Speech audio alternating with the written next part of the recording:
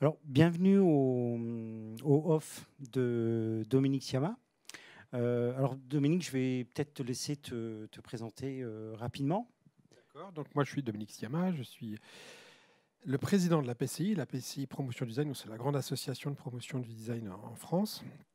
Et je suis le directeur d'une toute nouvelle école de design qui s'appelle CY École de Design, qui a été créée dans le cadre de l'université de Cergy-Pontoise et qui a vocation à former les designers du 21e siècle, c'est-à-dire des designers un peu différents, parce qu'ils vont se positionner entre la matière et la décision. Donc c'est long, hein, c'est comme continuum, matière, décision. Et la décision nous intéresse beaucoup parce que tout se joue dans la décision maintenant. D'accord. Alors, j'ai des questions qui sont posées, et puis aussi quelques questions par rapport aux interventions qu'il y a eu, et entre autres une qui est, on a beaucoup parlé des approches participatives, mais on a peu parlé des designers en tant que tels et de leur rôle dans ces approches. Euh, Alors, leur rôle, il est déterminant, hein, parce que les approches participatives, je dirais les approches par projet, en fait, hein, parce que moi j'ai essayé, et je pense que je n'étais pas le seul, de dire que ce qui est important, c'est la culture du projet, c'est-à-dire c'est la participation, mais de tous. C'est-à-dire qu'il n'y a pas, il y en a qui participent plus que d'autres. C'est-à-dire que la participation, c'est la participation. C'est parce que le projet appartient à tout le monde. Les designers, ils ont toute leur place dedans, et un projet sans designer, ben, ça peut pas être un projet de design, c'est pas possible. On peut pas faire du design sans designer. On peut pas faire du design qu'avec des designers. Qu'est-ce qui va différencier la place du designer par rapport aux autres? C'est qu'il est le porteur de la méthode. Lui, il sait ce que c'est. Il fait ça tout le temps. Mais il n'en est pas le propriétaire. Il en est le porteur. C'est lui qui est le garant, finalement, de la manière dont ça va se passer. Mais d'une certaine manière, il se fond dans le groupe. C'est-à-dire il a beaucoup d'importance, mais les autres aussi. Les sociologues ont l'importance, les managers ont l'importance, les philosophes ont l'importance, les ingénieurs ont de l'importance. Tout le monde a de l'importance. Lui, il a cette caractéristique d'être aussi celui qui va rappeler à tout le monde, si jamais il l'oubliait, qu'on fait ça pour les gens, et puis surtout qu'on va suivre un certain chemin pour le faire. Voilà. Donc, c'est pas étonnant d'une certaine manière qu'on n'en parle pas, parce qu'ils ont un rôle parmi les autres. Voilà, il n'est pas prépondérant, il est prépondérant uniquement que dans la mesure où il est là pour rappeler la méthode ou rappeler l'objectif. Et alors, il y a ces designers qui travaillent sur la méthode. Et puis après, quand on arrive à l'objet qu'on doit faire, que ce soit un service ou un produit ou du digital ou autre, il y a peut-être des designers et des métiers là plus spécifiques. Tout à fait, parce que le design se conjugue au pluriel. C'est-à-dire que le design, la méthode du design qui est partagée globalement par tous les designers. Puis après, il y a le positionnement de chacun il y a des designers qui vont plus près de la décision, qui vont être plutôt dans l'abstraction, dans la méthode, ou voyez même la méta-méthode, c'est-à-dire vraiment on travaille sur la méthode elle-même. Et puis des designers qui vont être beaucoup plus près de la matière. Typiquement, ceux qui sont sur l'objet sont très très près de la matière, mais en même temps, ils sont aussi dans l'industrie, donc dans les process.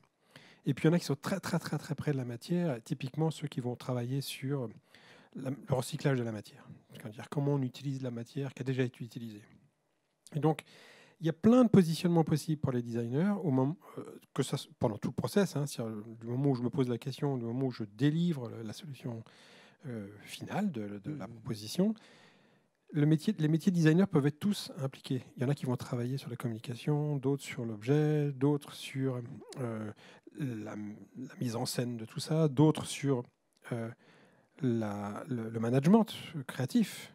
Donc, à chaque fois, c'est du design, mais effectivement, la production de chacun des designers peut être différente, elle peut être très, très matérielle, très, très proche de la matière, au contraire, très, très, très loin de la matière, plus proche de la décision.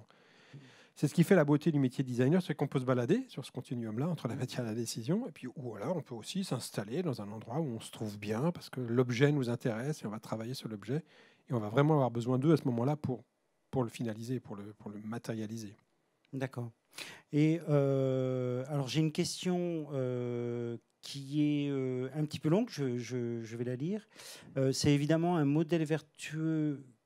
Alors attendez. Que celui de la marine à voile en bois, le biche alors. Non, c'est. Ah, c'est pour la précédente alors. Oui, je peux y répondre si vous voulez. Moi, j'y connais rien la marine.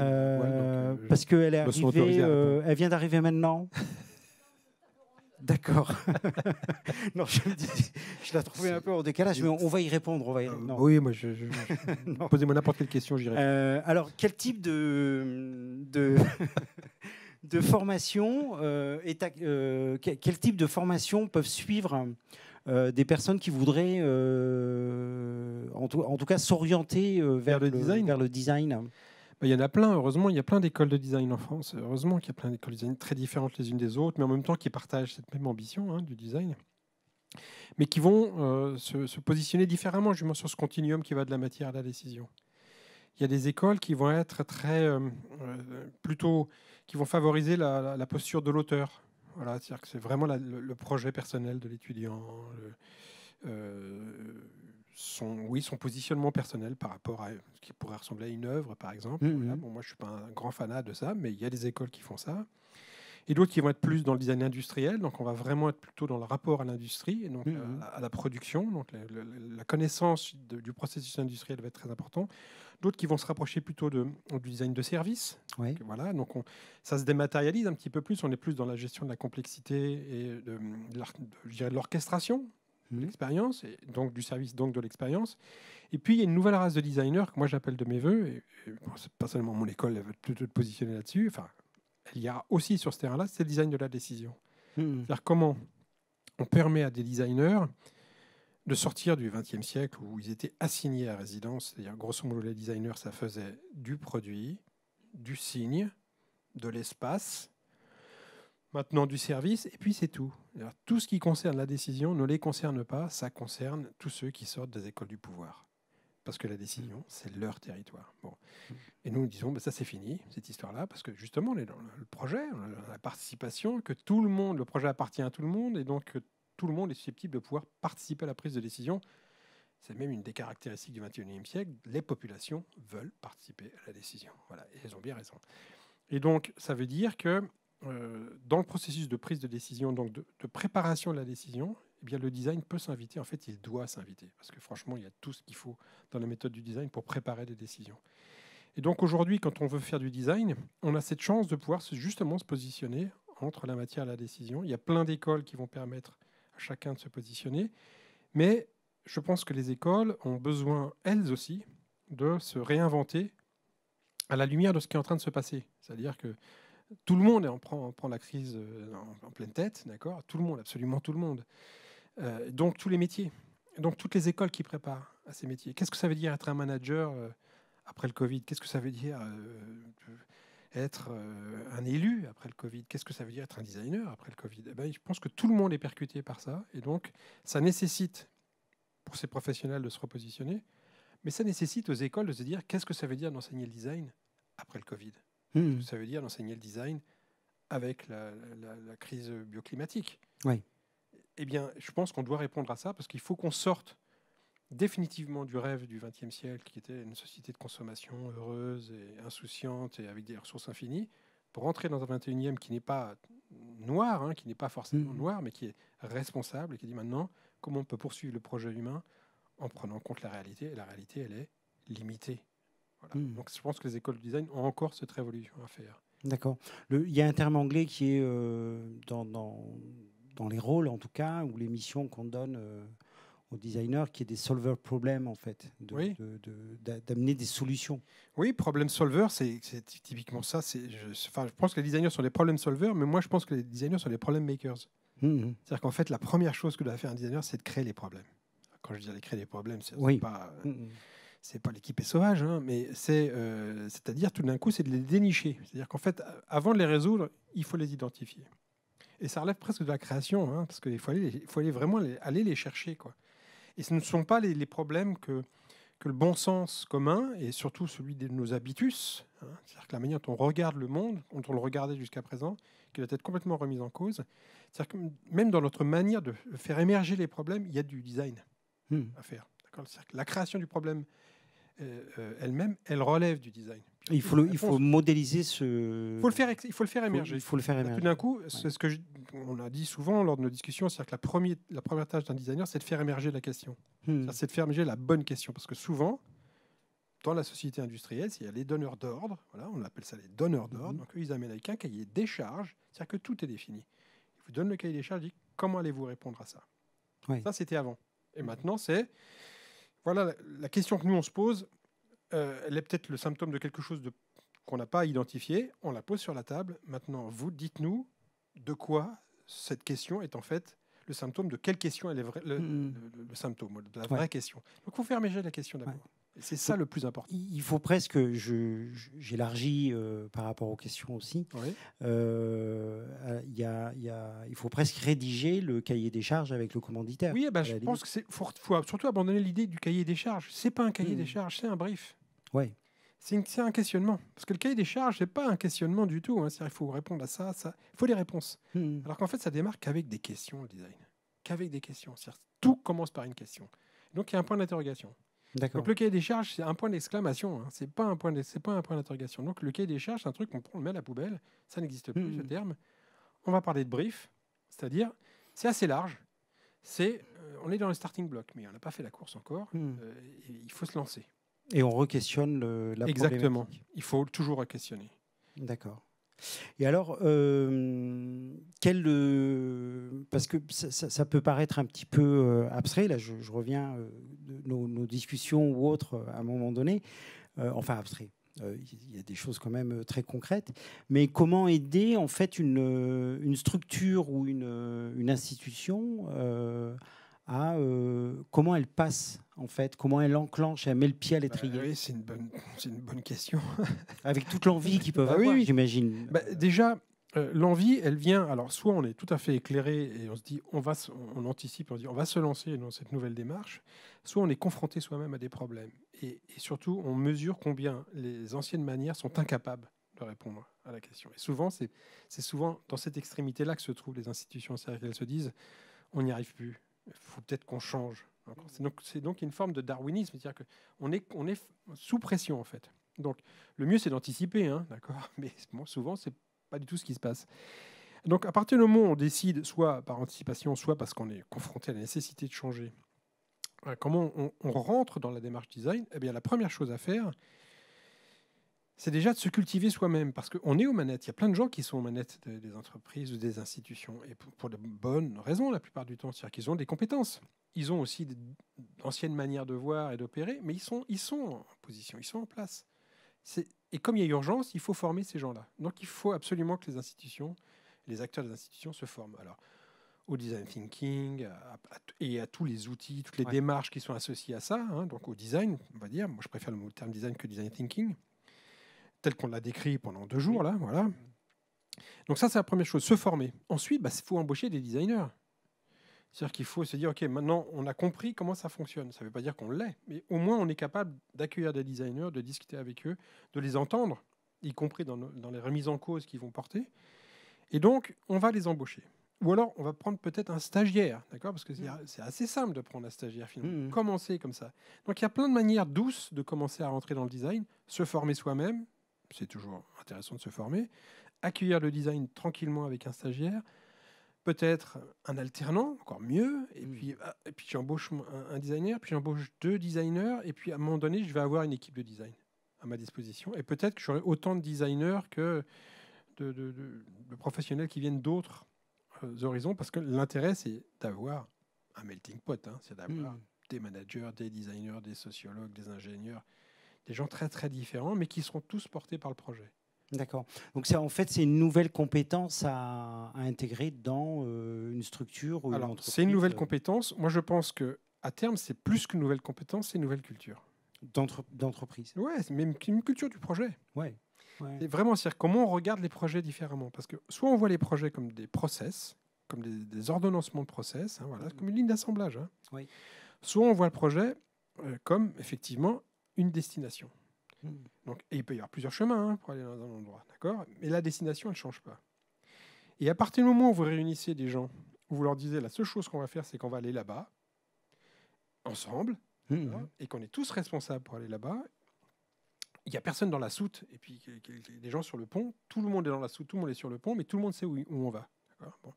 Mais à partir de ce moment-là, la manière même dont on travaille, les relations personnelles qu'on a, le rapport qu'on a à l'extérieur, la fierté qu'on a de son travail, parce qu'on sait où on va, justement, tout change. Donc, c'est vraiment une culture du projet. Après, c'est une culture d'institution, hein, c'est-à-dire que tout d'un coup, ça devient la culture de l'institution qui porte le projet. Et l'intérêt de cette culture, c'est qu'elle irradie. Donc, voilà, c'est-à-dire que tout d'un coup, ouf. Elle est contagieuse. Tout à l'heure, on se faisait maquiller, toi et moi, on se faisait maquiller, et j'avais une discussion avec les personnes qui nous maquillaient, et qui nous disaient, c'est formidable ce qui est en train de se passer pendant 2 jours, il y a une pensée positive qui s'exprime, ça irradie, ça donne de la joie, et beaucoup d'optimisme. Eh bien, c'est ça, la culture du design à la fin, c'est que, franchement, elles ne sont pas impliquées hein, dans nos dialogues, les personnes qui nous maquillent, et Dieu sait si elles sont importantes, parce qu'elles nous empêchent de briller. C'est des tout en nous permettant de briller aussi, les deux en même temps, c'est le paradoxe. Eh bien, elles sentent ça, elles sentent bien qu'il y a quelque chose de formidable auquel elles participent elles-mêmes. Alors, j'ai une question dans cette continuité qui est bien, mais le tourisme, c'est 300 000 entreprises et 4 à 5 personnes par entreprise. Donc, comment ils font? Alors, oui, c'est sûr qu'après, quand on descend la granularité, on voit bien que c'est des PME, des TPE, etc. Sauf qu'elles sont sur un territoire qui est plus grand qu'elles. D'accord ? Elles sont les porteuses d'une culture qui les dépasse, mais auquel elles contribuent. Donc, de toute manière, elles participent de quelque chose de plus grand qu'elles. Une organisation comme celle, enfin des journées comme celle-ci, d'accord ? Qu'est-ce qu'elles nous disent ? Elles nous disent à la fois les réalités très très locales au terrain et en même temps des choses qui sont au-dessus, qui flottent au-dessus de tout le monde, d'accord ? Et qui doivent être partagées. À partir du moment où en plus on fédère les énergies, on donne accès aux bonnes pratiques, à des cultures différentes, probablement à des services aussi, parce que je pense que la région, le département, les métropoles, elles peuvent être des facilitatrices de l'action, y compris des entreprises. D'accord ? On voit bien comment la puissance publique, elle peut aussi sauver hein, des entreprises, c'est ce qui se passe en ce moment. Hein. Donc, il y a quelque chose qui relève, je parlais souvent de subsidiarité, c'est-à-dire de la responsabilité personnelle, donc la culture dont on se dote pour atteindre ses objectifs plus rapidement, et le design fait partie de ça, et puis le collectif dans lequel on s'inscrit, relationnel, opérationnel, sectoriel, parce qu'on est avec des pairs aussi, hein, voilà. Et puis, sachant que le territoire est le lieu qui relie tous ces gens-là, parce qu'ils appartiennent au même territoire, ils habitent au même endroit. Ce qui crée la communalité quand même. Oui, mais je comprends un peu la question. C'est vrai que quelqu'un qui va avoir un hôtel ou un restaurant ou un service de location de kayak ou de loisirs, qui voudrait se dire je veux me mettre ou je veux mettre dans mon entreprise ce type de démarche ou par quoi il pourrait démarrer? Alors, en fait, ou d'améliorer soit je pense qu'il y a des choses son service, oui, parce que enfin, il faut pas d'abord, on fait pas tout mal, hein, d'accord, et en particulier, plus on se rapproche du terrain, plus on s'aperçoit que les gens font plutôt bien leur travail, d'accord. C'est-à-dire qu'un artisan, en règle générale, il n'est pas très très loin d'un designer. Hein. C'est-à-dire que l'artisan, il est très très fier de son travail. Le geste technique pour lui a beaucoup d'importance. Il le fait au service. Et la seule manière qu'il a de mesurer la qualité de sa production, c'est le sourire ou le contentement de ses clients. Donc, ou les commentaires sur... Voilà, il sait ce que c'est que l'expérience client, hein, parce qu'à la fin, il voit bien si ça marche pas à son business. D'accord ? Donc, je pense que c'est assez facile pour une petite entreprise de se glisser dans la culture de l'expérience utilisateur. Parce qu'il est en contact direct avec ses utilisateurs. Et donc, on pourrait dire la manière de M. Jourdain, ces entreprises, souvent, elles font du design sans le savoir. Hein. C'est-à-dire qu'elles sont très, très attentives à l'expérience de leurs utilisateurs.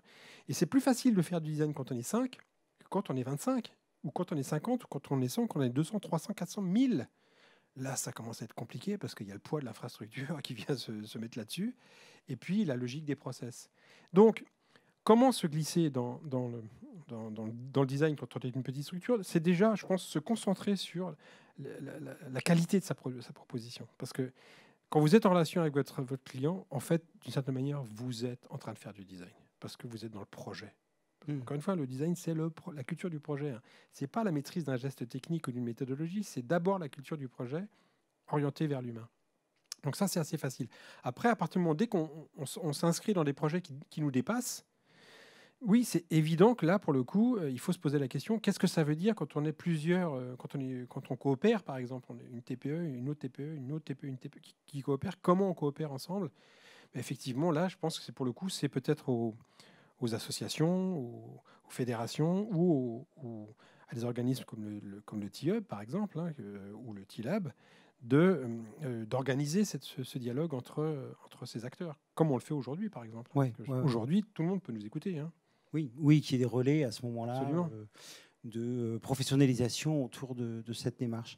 Alors j'ai une question de Thérèse Donnet, alors c'est un témoignage. Je suis cofondatrice d'une société qui travaille dans le champ de l'accessibilité et la mobilité inclusive vers les établissements de la culture et des loisirs. La société est portée par une travailleuse sociale et un designer. Nous mettons en œuvre, c'est un témoignage en tout cas, une méthodologie design, qu'elle soit en parler,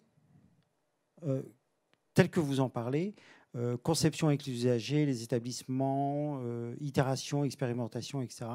Et nous constatons chaque jour le nécessaire travail de sensibilisation de chaque partenaire public ou privé à cette méthode design. Il y a un vrai travail de vulgarisation pour expliquer que le design n'est pas la jolie couche courbe, j'imagine juste la forme, mais bien la méthode. Qu'en pensez-vous et avez-vous des conseils? Merci. Oui, je pense qu'elle a parfaitement raison. Elle illustre le fait qu'on peut être une petite structure et on peut accueillir le design, voir les designers et réussir.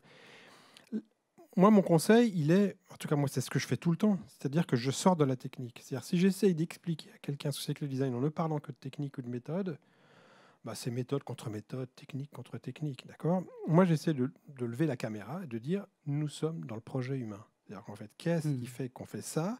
C'est parce qu'on veut créer les conditions pour que ça se passe bien. Votre vie, ma vie, la vie de mes clients, la vie des amis de mes clients, ou de la famille de mes clients, que ça se passe bien, d'accord? Et donc, et les gens sont sensibles à ce geste-là, c'est-à-dire se dire, on est en train de travailler à l'installation du projet humain, c'est-à-dire que pour que chacun puisse accomplir son projet, mais qu'en même temps que le projet collectif soit possible. Chacun, c'est-à-dire tous, d'accord? Et puis le projet collectif. Donc, c'est-à-dire que tout d'un coup, raconter l'histoire qui est l'histoire du projet humain. Et ce projet humain, hein, il peut être très très petit, c'est-à-dire que c'est une balade en ville réussie, d'accord? Ou c'est cette expérience touristique, aussi petite soit-elle, réussie, parce que c'est la meilleure barbe à papa du coin, ou la meilleure pâtisserie du coin, ou le meilleur éclair au chocolat du coin. Ça peut être quelque chose de très très simple, mais qui tout d'un coup fait jaillir les sourires, le plaisir, le lien social, voilà, et c'est ça en fait très très souvent qui nous donne une satisfaction, c'est-à-dire on a participé au plaisir des gens, d'accord. Et alors, s'il est durable et s'il est généralisé, on a réussi. Donc moi, mon conseil, c'est de dire ça, c'est-à-dire à la fin, nous produisons du bonheur, du plaisir d'être ensemble, ce sentiment de fierté aussi d'accomplir son travail. Donc on se rapproche d'enjeux qui sortent de la technique, qui sortent des process, mais on se rapproche du projet humain. C'est pour ça que, de mon point de vue, le design relève de l'acte politique au sens le plus noble du terme, c'est-à-dire comment crée-t-on les conditions pour vivre ensemble. D'accord. Et alors,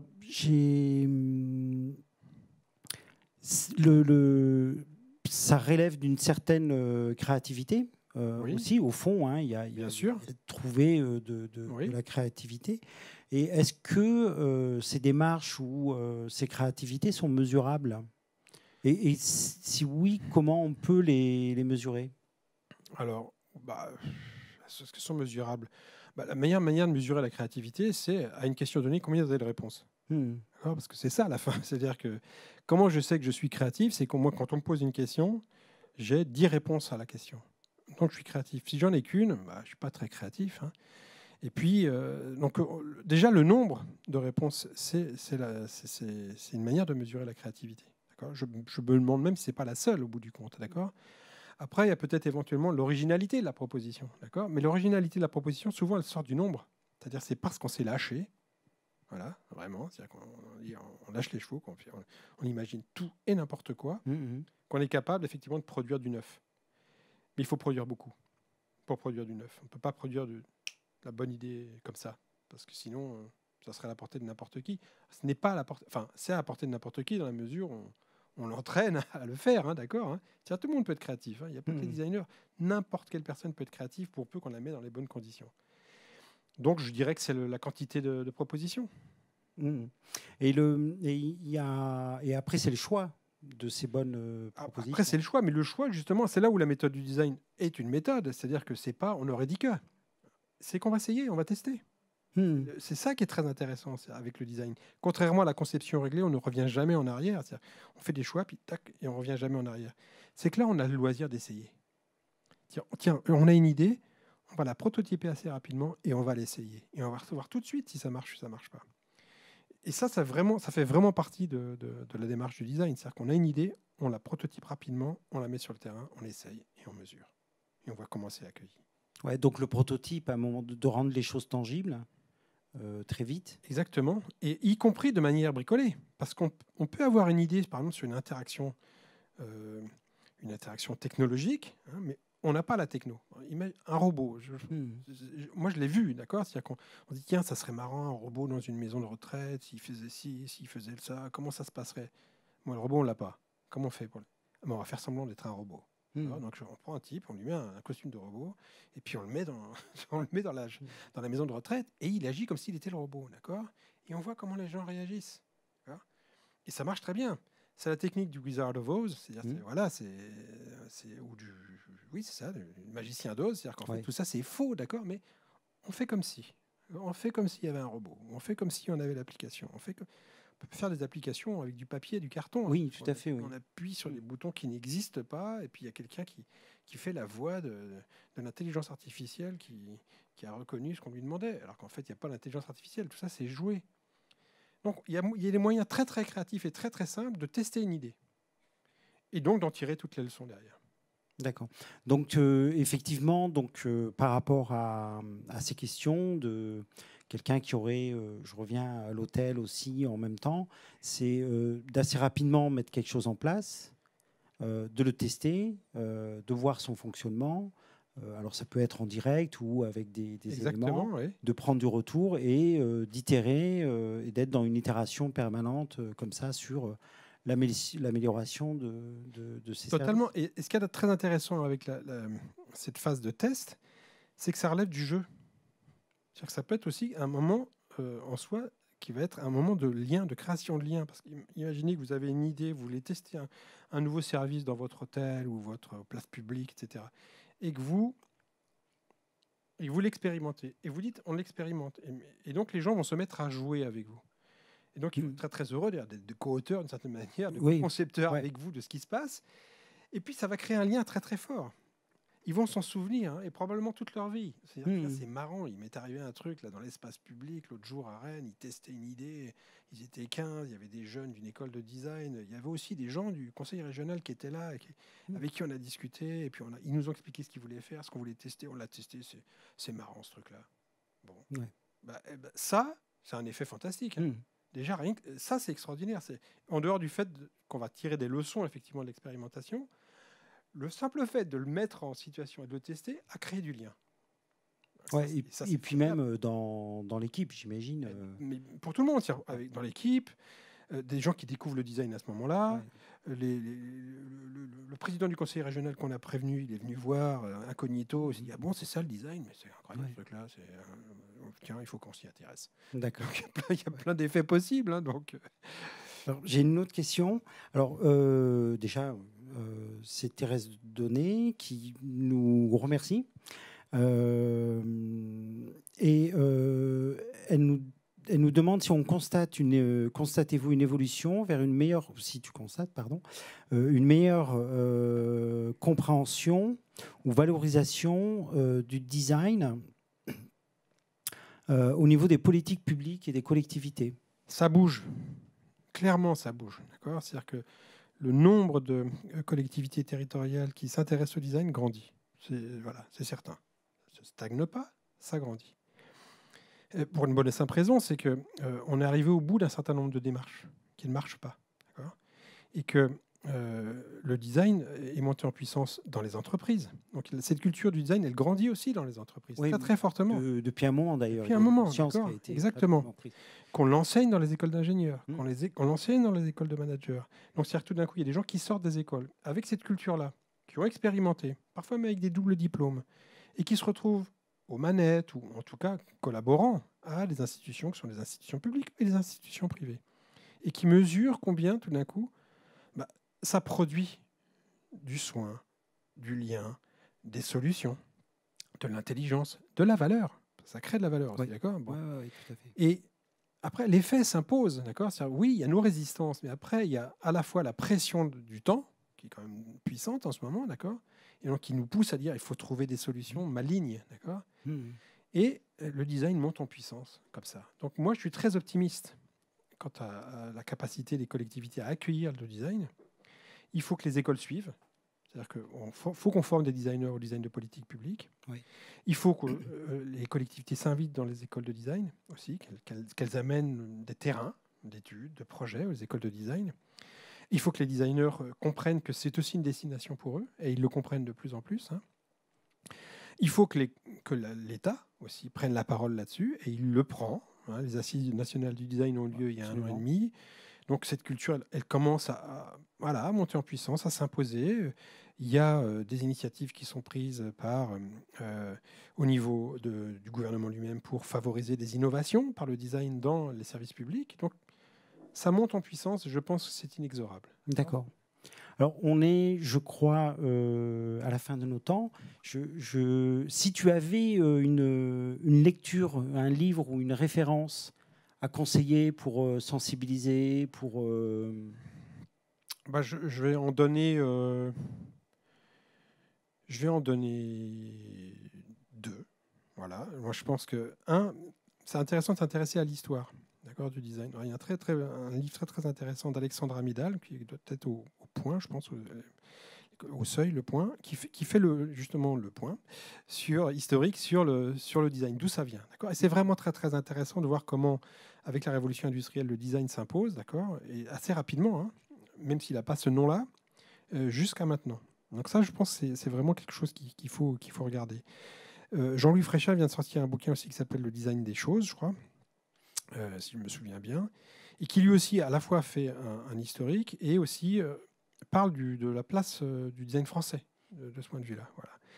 Vous avez un bouquin de Stéphane Vial aussi qui est très très intéressant. Le que sais-je, voilà, qui est très bien, qui est super bien. Une vulgarisation certaine. Et puis, je dirais, il y a peut-être un auteur que je conseillerais de lire. Il a écrit plusieurs bouquins et qui, lui, nous projette dans l'avenir, à la fois avec un regard critique, mais très généreux. C'est Nicolas Nova, qui a écrit pas mal de bouquins sur le design, et en particulier sur le design fiction, et qui nous donne à voir la puissance du design autrement, justement. D'accord. Merci beaucoup.